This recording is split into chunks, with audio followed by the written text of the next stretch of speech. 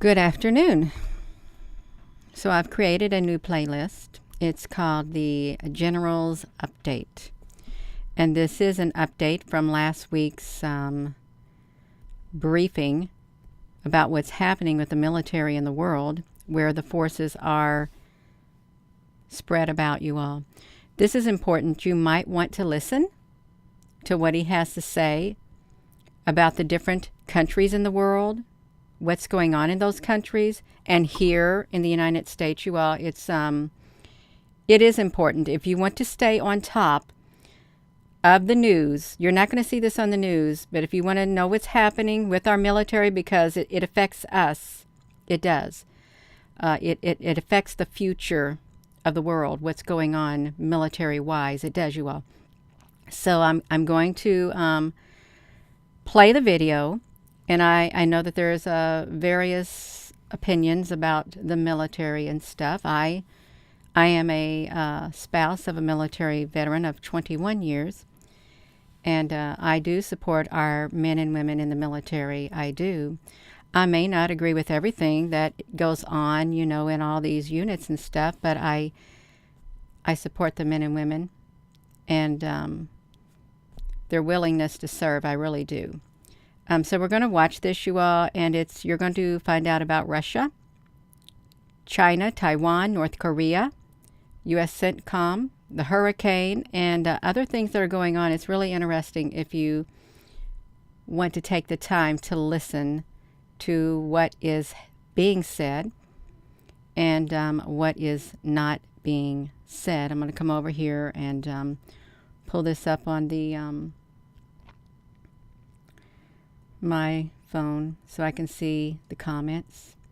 Hello there, Applebrooks honey. Thank you for tuning in, you all. This is good afternoon, everyone. It is it's been 1 week practically, but I found it very interesting, so we're going to get right over to it. Let me do this. You can see that we've got you all on here. You can see, hello everyone.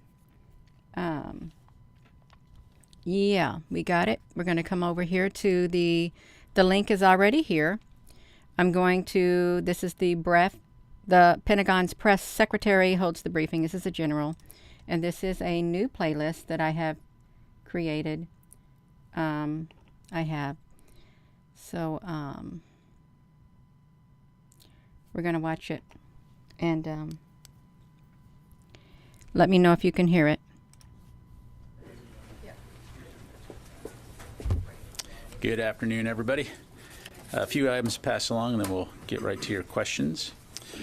So tomorrow, Secretary Austin will depart to California and Hawaii. And in California, he'll meet with sailors and Marines at Naval Base Point Loma and Marine Corps Air Station Miramar, respectively. While in Hawaii, he'll meet with several of our key Indo-Pacific allies, to include his counterparts from the Philippines, Japan, and Australia, to discuss our shared commitment to preserving a free and open Indo-Pacific. Secretary Austin will also meet with Rear Admiral John Wade, who leads the Joint Task Force Red Hill, to receive an update on the effort to safely and expeditiously defuel the Red Hill bulk fuel storage facility. In addition, this afternoon, Secretary Austin will welcome His Excellency David Kabua, President of the Republic of Marshall Islands, for a meeting on the U.S. Marshall Islands strategic and security relationship. The Secretary looks forward to the discussion, after which we'll provide a readout. Separately, the Department continues to watch closely as Florida prepares for the arrival of Hurricane Ian, an extremely dangerous storm that is expected to bring heavy rain, wind, and storm surge to the state's west coast. As of this morning, the Florida National Guard has more than 3,200 soldiers and airmen on state active duty, with another 1,800 plus in the pipeline. Florida has pre-positioned Guard soldiers, airmen, and equipment at bases and armories around the state in preparation for deploying them to areas impacted by the storm. These Guardsmen will provide route clearing, search and rescue teams to support flood control and security. Aviation assets like helicopters are also on standby to assist as required. Additionally, 5 neighboring states are prepared to make an additional 2,000 plus Guardsmen available should the need arise. The Federal Emergency Management Agency, FEMA, is the lead federal agency on this response, and the Department of Defense remains in close communication and coordination with FEMA as Ian's landfall becomes imminent. In preparation for the storm, the DoD has approved Maxwell Air Force Base, Alabama, Moody Air Force Base, Georgia, Warner Robins Air Force Base, Georgia, and Marine Corps Logistics Base, Albany, also in Georgia, as incident support base federal staging areas. For questions concerning individual DoD bases, I'd refer you to the individual services who can provide you with the most up-to-date information about their personnel and their efforts. So you're bored listening about the hurricane? Okay. Well, that's just too bad. He said it, so we're going to watch the rest. Finally, later today, the department will release our latest report on civilian casualties in connection with United States military operations in 2021. This report is released annually by the department, and this is the 5th year of its release. As you know, the DoD is committed to improving our approach to mitigating and responding to civilian harm. And on August 25th this year, the Secretary released the Civilian Harm Mitigation and Response Action Plan, which lays out a series of actions DoD will implement to mitigate and respond to civilian harm. The protection of innocent civilians and the conduct of operations remains vital to the ultimate success of our operations and is a significant strategic and moral imperative. This report will be posted to the defense.gov website today. And with that, I'm happy to take your questions. We'll go ahead and start with Lita. Yes, ma'am. Thanks, Pat. A couple just quick follow-ups. Last week you said you were going to check back on whether any of either the PDA, USAI, any of the funding associated with Ukraine would expire at the end of this fiscal year. Do you have an answer to that yet? And sure. I'll give you can. Okay. What I would say is, as I understand it, so the USAI money, as we talked about, is 2-year money. And that is an appropriation. So that would not be affected. The PDA money is, as I understand it, an authorization, which means that authorization is good until the end of the fiscal year. I would highlight that it's not the end of the fiscal year yet, so there's still time potentially to employ that authorization. Should we come to the end of the fiscal year, as you know, the administration has asked for supplemental funding. And so essentially what we would look to do is use that new authorization to purchase PDA should we go into a separate fiscal year. So just a couple of things. And do you know the exact amount that you think will expire? I mean, you've got literally just a couple of days. Yeah. And then Sure. So right now we have $2.275 billion until September 30th. And then on Ukraine, 2 things. Have you seen any change or any movement by Russia to ready their nuclear forces in any way? I know that this is a repetitive question, but just to ask it again. And have you seen any shifts in Russian force posture overall as these annexations votes start to get released, and anything about any more troops coming in, any effort to shore up areas, anything like that? Sure. So broadly speaking, you know, as we've said, we obviously take these threats seriously, but at this stage we've not seen anything that would cause us to adjust our own nuclear posture at this time. And as we've said previously, our focus continues to remain on supporting Ukraine in their fight and working closely with our allies and partners. In terms of Russian force posture, broadly speaking, without getting into a detailed operational update, no major shifts other than we continue to see, particularly in the Donbass region, the Russians attempt to conduct offensive operations in that area, with Ukraine successfully holding the line. Okay, we go to Jane. Thank you. I would like to add that the fiscal year is coming to an end. It is. We're getting ready to begin a new fiscal year around the 1st of October, you all. So it's going to get interesting what's getting ready to happen. We'll get back to this. I just want to thank you all for joining in. And I know there's a lot of different opinions concerning what's going on in the world and with the military. Please try to be respectful. Okay. Yeah. I have 2 questions, China and Taiwan and Korea. First question, the Ronald Reagan nuclear aircraft carrier arrived at the Busan port. And the U.S. and ROK have maritime exercise is ongoing right now. At the meantime, China also conduct counter-response exercise in the West Sea. Regarding this, how can you comment on this? What kind of a message does this exercise give to North Korea? Sure. So let me make sure I fully understand. You're asking about the aircraft carrier, the Reagan. What message does that send?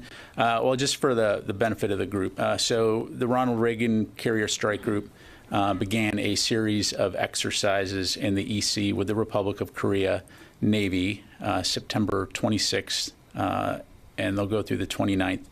And these are intended to strengthen maritime interoperability and techniques and procedures between our two navies. And as you know, the U.S. routinely conducts carrier strike group operations in the waters around the Republic of Korea to exercise maritime maneuvers, strengthen the U.S. and ROK alliance, and improve regional security.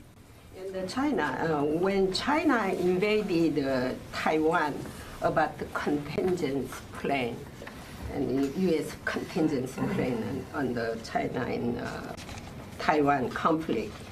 And should be United States forces in South Korea be involved in case of dispute between China and Taiwan under the Mutual Defense Treaty between the U.S. and South Korea? Okay. Sorry there, Janie. I was waiting for your question. So you're asking if this... Yeah, if conflict between China and Taiwan is this, under the Mutual Defense Treaty between U.S. and South Korea, so South Korea should be involved with this.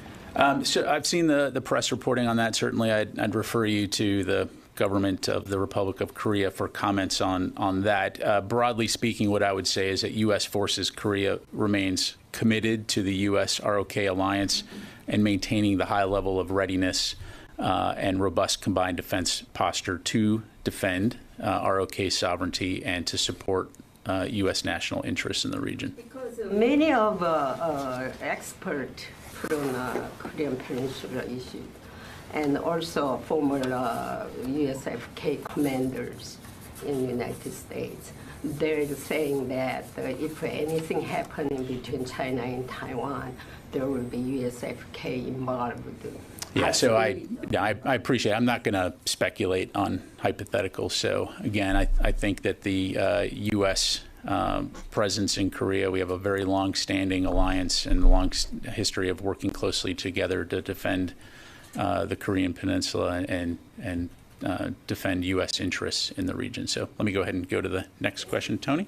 I want to go back to the new question first. Can you say categorically that the United States has not seen any movement by tactical nuclear Russian military units that would cause alarm?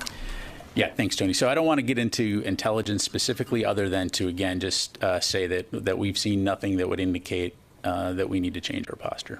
Shifting gears to the NASAM, on Sunday there was a great deal of international confusion about whether the United States had delivered NASAM systems to Ukraine. This is based on a faulty Face the Nation transcript that they later corrected, but it caused a tither throughout the world. Can you give us a reality check here? When will the first NASAMs actually be delivered? Won't it take about 2 years from the August 26th contract date? So, and I briefed this a couple weeks ago. Yep. So, yep.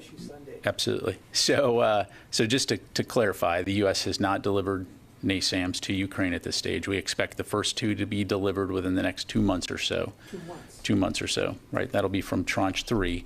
And then the remaining 6 that were part of the USAI are expected to be delivered in the future. I don't have a date to provide, but those will be longer term. May I ask you, because the contract when it came out in August said it would be completed by August of 2024, implying 2 years.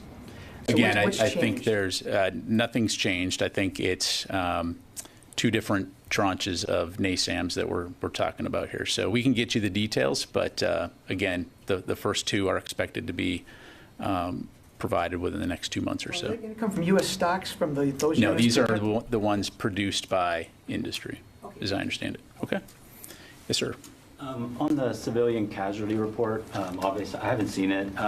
Could you give us kind of the broad outlines of that report? I'm assuming the numbers must be relatively low because there's not much happening abroad. But also, I'm wondering if some of the changes that we've seen recently on trying to reduce civilian casualties, is that going to be reflected in this report, and how should we view that?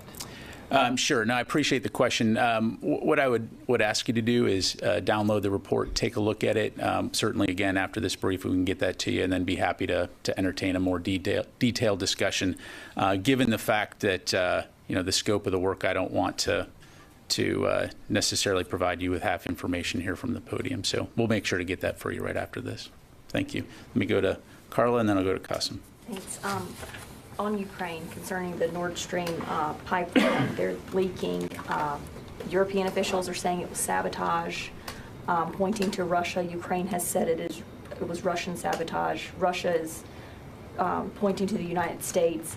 What can the Pentagon say about that? Do you have any evidence that vessels in the Baltic Sea could have been responsible for this?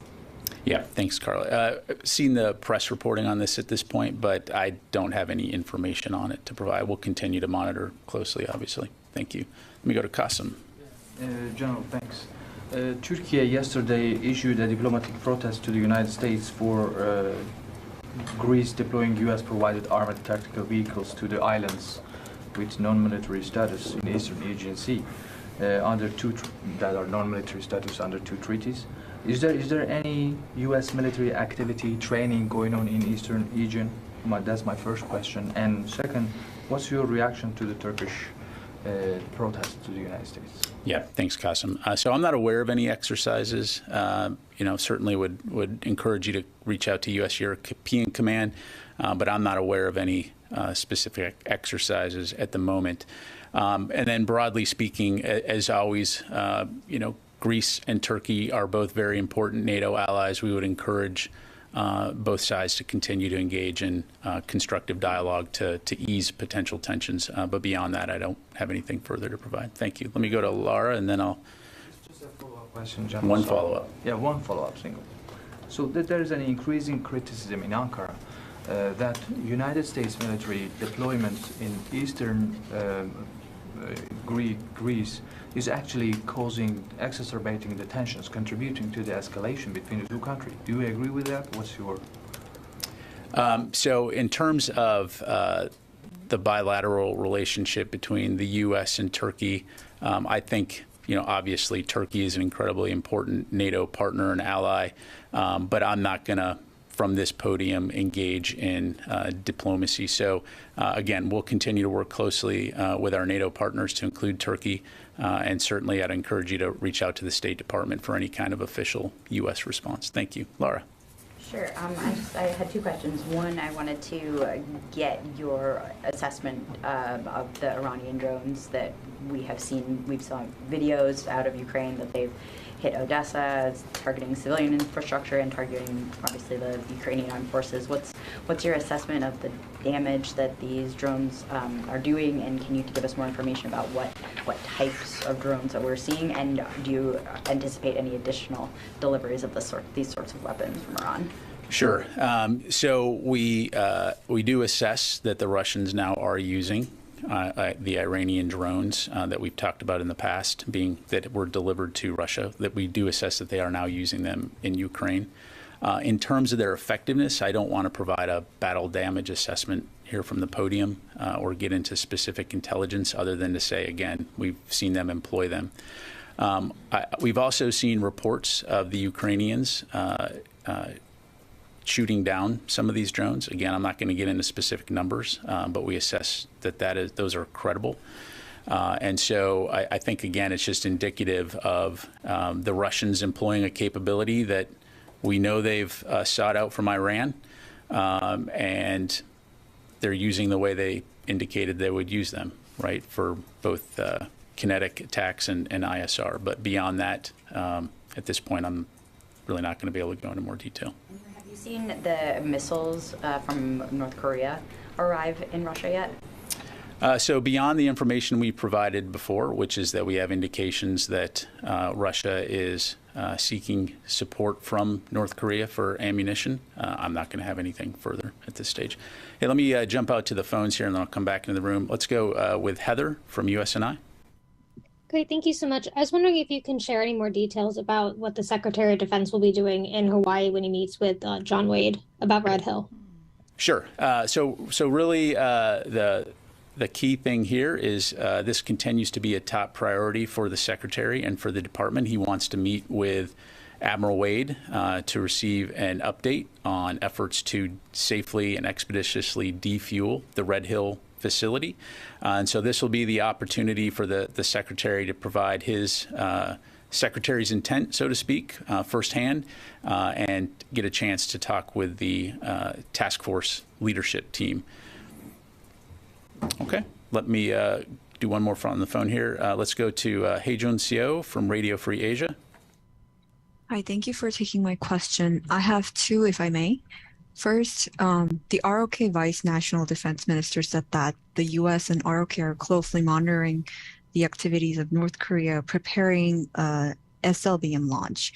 Did the U.S. see any indications of North Korea's SLBM test? And second, the U.S. Vice President is traveling to the DMZ in Seoul on the 29th.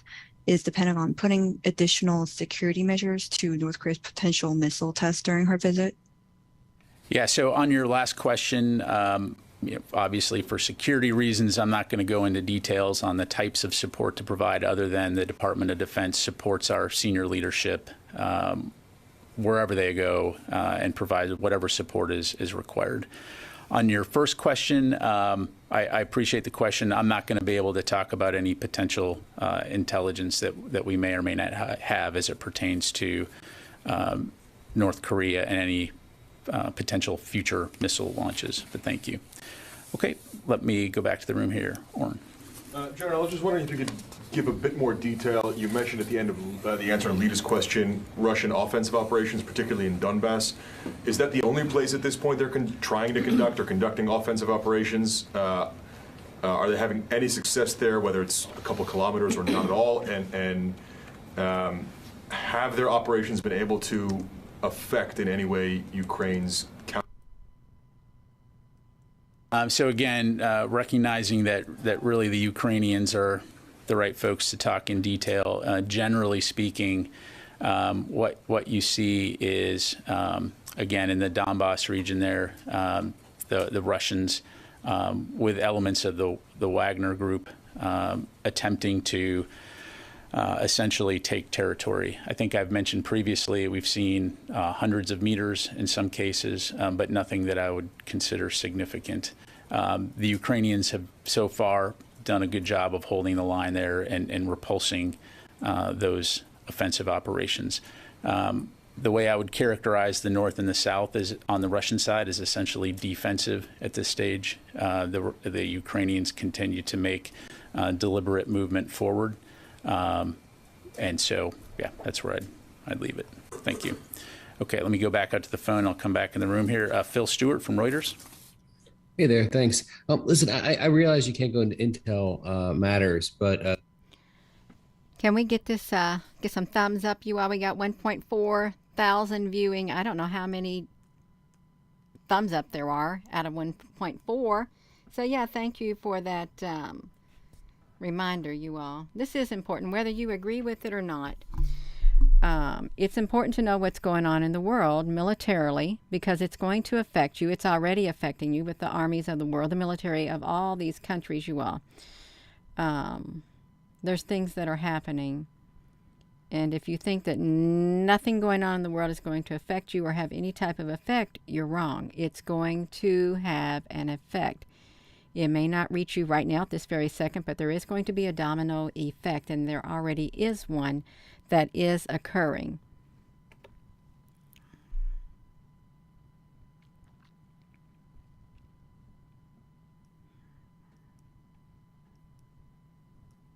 Oopsie, I need to push this play button, you all. I'm sorry. There's quite a lot of concern about the Russian nuclear threats. I'm wondering, does the statement that the Pentagon does not see anything that would cause it to adjust its nuclear posture mean that there hasn't been any Russian activity? Is it that definitive? And also, how does the Russian threats of nuclear escalation play into how NATO as a nuclear alliance is thinking about moving forward with its support to Ukraine? Thanks. Yeah, sure.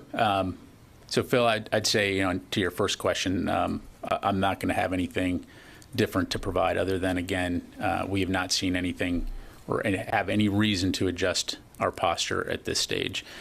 In terms of the impact on U.S. and international unity and efforts to support Ukraine, as we've said before, our focus will continue to be on working together to support Ukraine as they fight to defend their country. And so I don't see any change in that at this time. Thank you. Okay. Dan.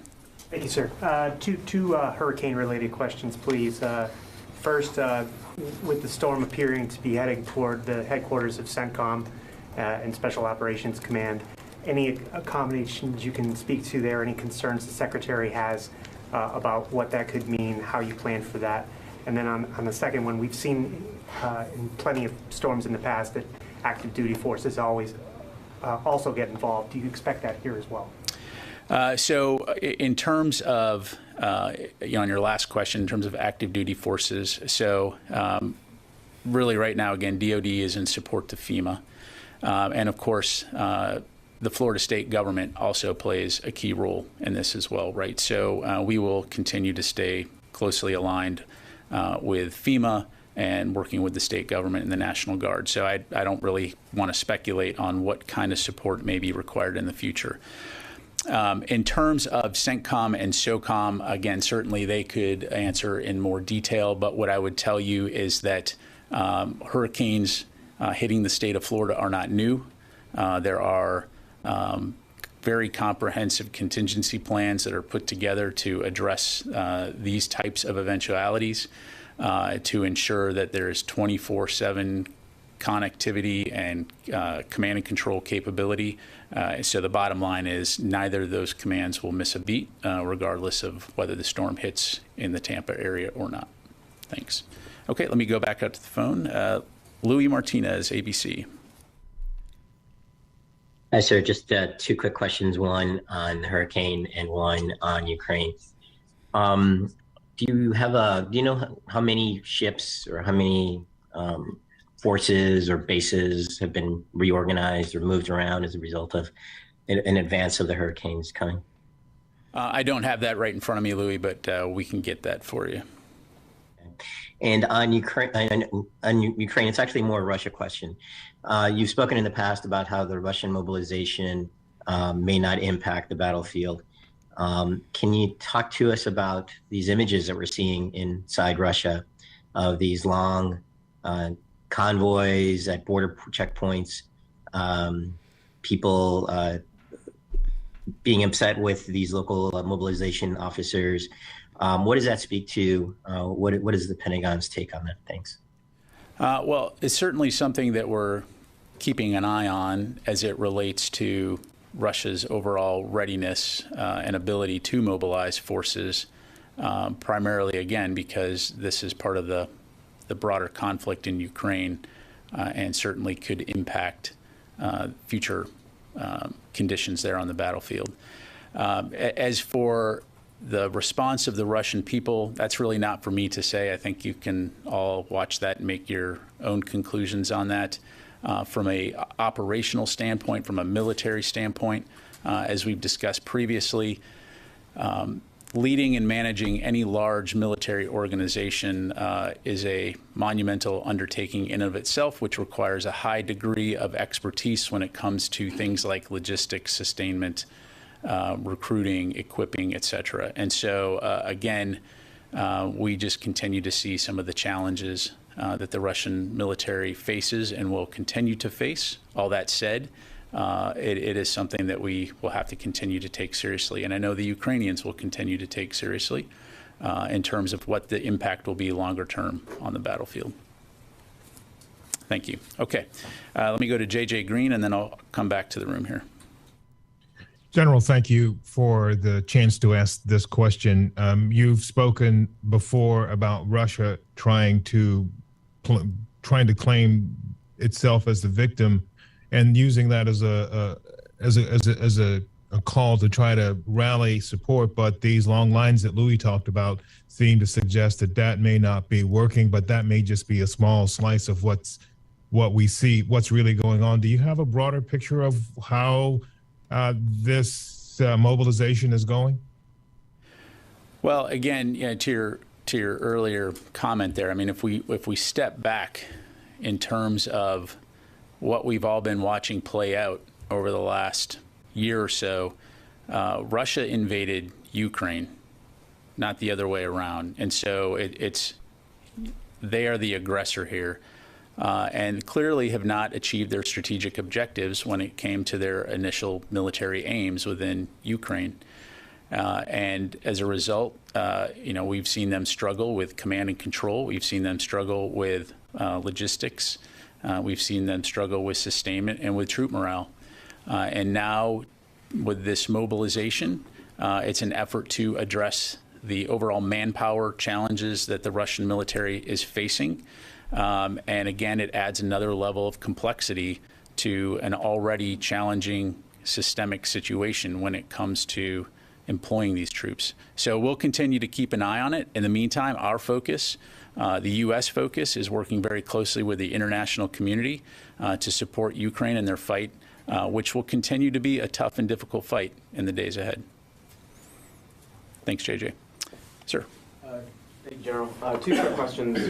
First, on the mobilization, there are reports and video footage of, as you mentioned, Russia having a challenging time actually employing these troops and sending them out, supplying them essentially, whether it's ballistic vests or medical equipment. A lot of these troops are having to go and procure these themselves. Does the DoD assess that the Russian military wouldn't even be able to sustain a full mobilization since they're having so much trouble with a partial one? I don't want to necessarily overstate it and say that, or comment on Russia's ability to fully mobilize. I think undoubtedly, based on what you're seeing on, play out in the open press, is that they will have challenges meeting those numbers. All that said, we'll continue to monitor and we'll continue to see how this plays out. Thank you. Let me do. Yep, go ahead. And then the U.S. Coast Guard announced that they had spotted Chinese and Russian ships off the coast of Alaska. I'm curious what the DoD is seeing on that front, and if that's a common occurrence that's been happening, or has that spiked recently?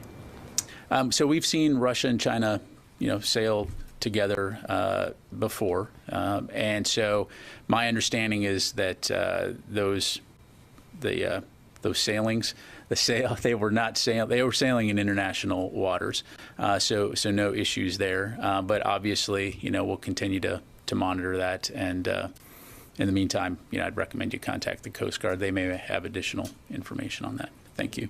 All right, let me jump back out to the phone here real quick. We've got Caitlin from New York Post. Hi, I've actually been asked and answered. Thank you so much. Okay. Jeff Shogel, Task and Purpose. Thank you. In August, a senior military official estimated that the Russians had suffered 80,000 casualties. Can you provide an updated estimate of how many casualties the Russians have suffered and include a breakdown of how many of those are killed? Yeah, thanks for the question, Jeff. I don't have any updates to provide today beyond what we've provided previously. Obviously, the battlefield continues to be a very dangerous place and a lot of casualties, but I don't have any specific numbers to provide. Thank you. Okay, let me go to Sylvie, AFP, and then I'll. Hello, thank you. I would like to follow up on Phil's question on the nuclear threat. You say that you don't see anything that would make U.S. change its nuclear posture. What would trigger a change of posture? would it be simple Russian movements, or would you wait for Russia to use a nuclear weapon? Yeah, thanks, Ilya. So I don't want to necessarily get into our tactics or our procedures other than to say that we maintain a whole host of capabilities and proven processes to address any potential threats of that kind. So in the meantime, again, just to reiterate, we've seen nothing that would cause us to change our posture. We'll continue to monitor this very closely. We'll continue to take it very seriously. But in the meantime, again, we've seen nothing that would indicate a need to change our particular posture. Thank you. Okay, let me go to Fadi and then Jim.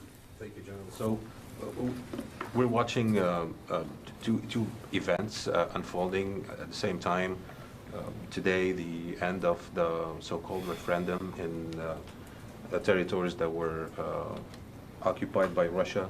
On the other hand, you have the mobilization regardless of the type of challenges the Russians are facing. Is your assessment that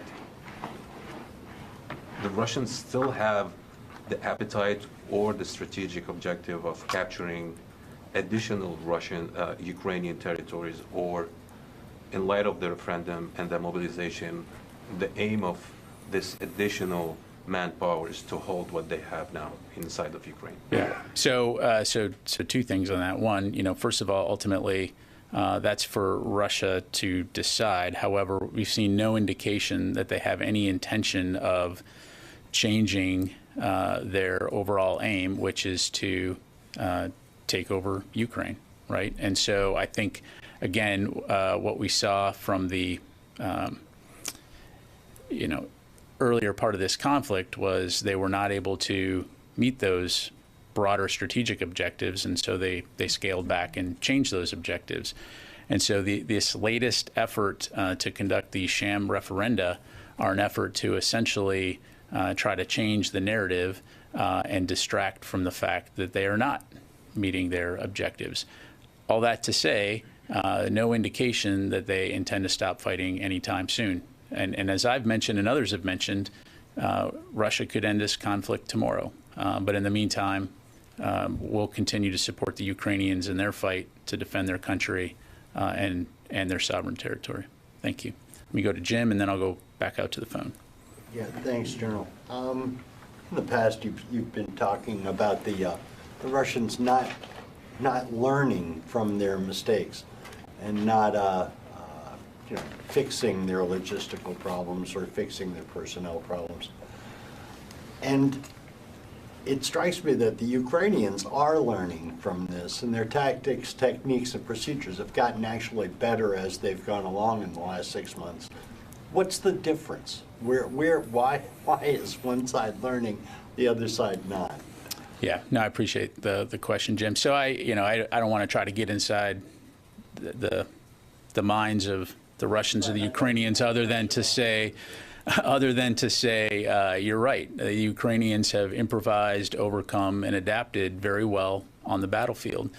And I think in part is they're defending their sovereign territory. They're fighting for their homeland. They have something very dear to fight for, and against a neighbor who has invaded them. So in terms of why the Russian military has performed so poorly, that's a question they'll have to answer. It is a fact.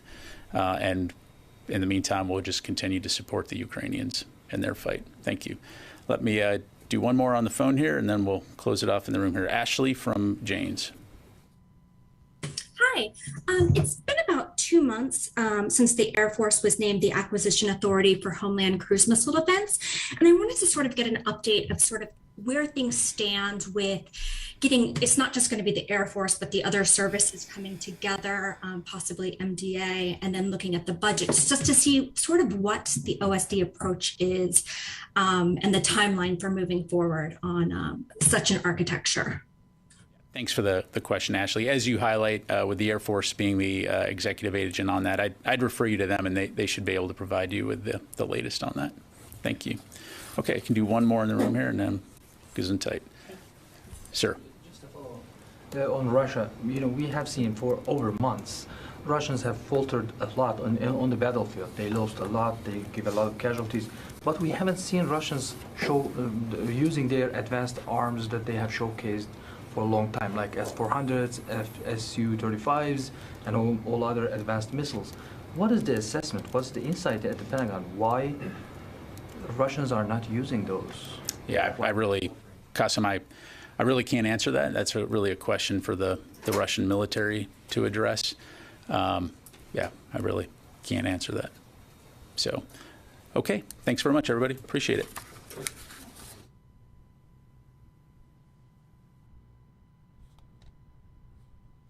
Oopsie. So we were watching the Pentagon press secretary holding a briefing, and it happened.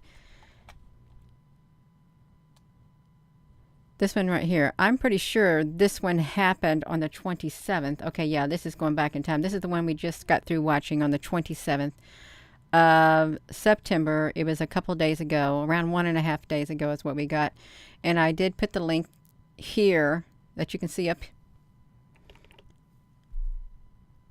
I put the link that you can see up here in the description of this live stream video right here, you all. This is where it's at. You can find the link right here. Let me do the references. I'll write the word references. References, one reference, you all. This is, it's important to stay aware of what is going on in the world. It really is. Whether you agree or whether you don't, it's happening. I have no control over it. You have no control of it. Personally, you don't. I mean, all you can do is prepare in the way that you feel you have to prepare or you want to prepare. You're very welcome. There are hard times coming, and people are already going through hard times right now.